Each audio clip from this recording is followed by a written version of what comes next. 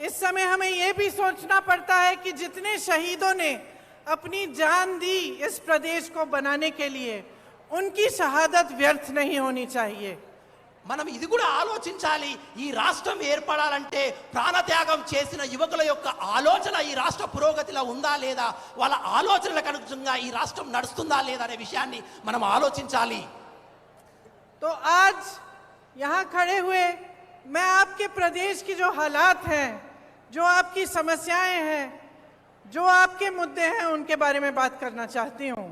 కాబట్టి ఈ రోజు నేను మీ ముందర ఈ రాష్ట్రం యొక్క స్థితిగతులు, ఈ రాష్ట్రంలో యొక్క ప్రజానీకం యొక్క ఆలోచనల గురించి నేను మాట్లాడాలనుకుంటున్నాను. यहाँ पे नौजवान कितने हैं? हाथ उठाओ। ఇక్కడ ఎంతమంది యువకులు ఉన్నారో అందరూ ఒకసారి చెయ్యెత్తండి. सभी नौजवानों, అందరూ యువకులే. बताओ जरा कि इन 10 सालों में कितनों को रोजगार मिला है, कितनों को नौकरी मिली है? చెప్పండి సోదరులారా, ఈ 10 సంవత్సరాల్లో ఎందరికి ఉపాధి అవకాశాలు మీకు వచ్చాయో ఒకసారి చెయ్యెత్తి చెప్పండి. नहीं मिली। దొరకలేదు.